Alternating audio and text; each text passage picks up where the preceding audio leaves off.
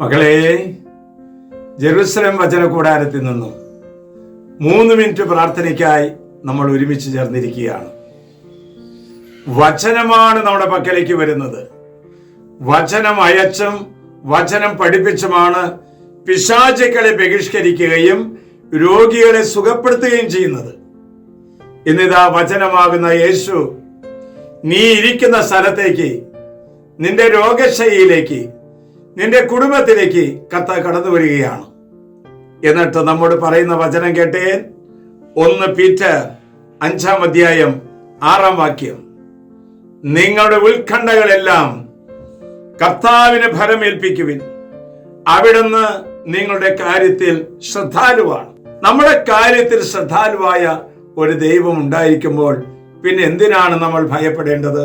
നമ്മുടെ കാര്യത്തിൽ ഇത്രയേറെ താല്പര്യമെടുക്കുന്ന ദൈവമായ കർത്താവ് പറയുകയാണ്, നിന്റെ ഉത്കണ്ഠകളെല്ലാം കർത്താവിനെ ഏൽപ്പിക്കുവിൻ, നിന്റെ കാര്യത്തിൽ ഞാൻ ശ്രദ്ധാലുവാണെന്ന്. മക്കളെ, സന്തോഷങ്ങൾ മാത്രമല്ല, സഹനങ്ങളും കർത്താവിന്റെ ദാനമാണ്.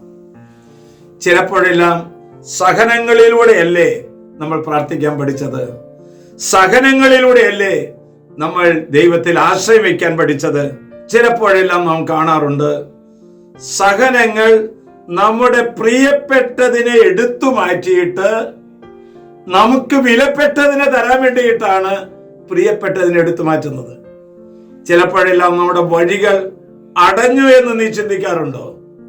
എന്നാൽ വചനമാകുന്ന യേശു പറയുകയാണ്, നിന്റെ വഴി അടയ്ക്കുന്നത് പുതിയൊരു വഴിയുടെ നടത്താൻ വേണ്ടിയിട്ടാണ് പഴയ വഴി അടച്ചു കളയുന്നത്.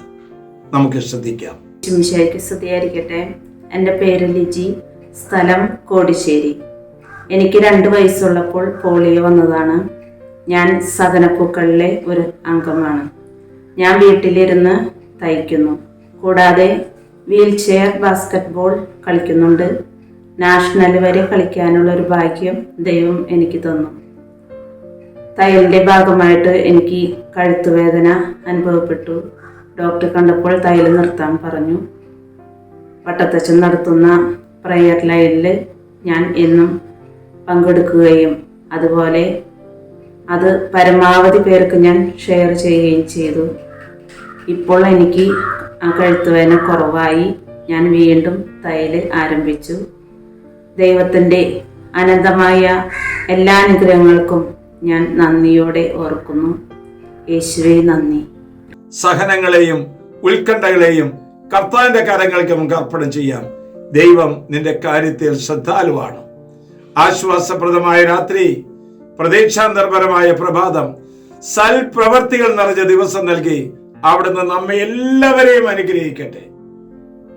നമ്മുടെ കർത്താവ് ഈശോ മിശിഹായുടെ കൃപയും പിതാവായ ദൈവത്തിന്റെ സ്നേഹവും പരിശുദ്ധാത്മാവിന്റെ സഹവാസവും പരിമളവും നാം എല്ലാവരോടും കൂടെ, നീ ഏത് അവസ്ഥയിലാണെങ്കിലും അത് കർത്താവിന് സമർപ്പിക്കുക.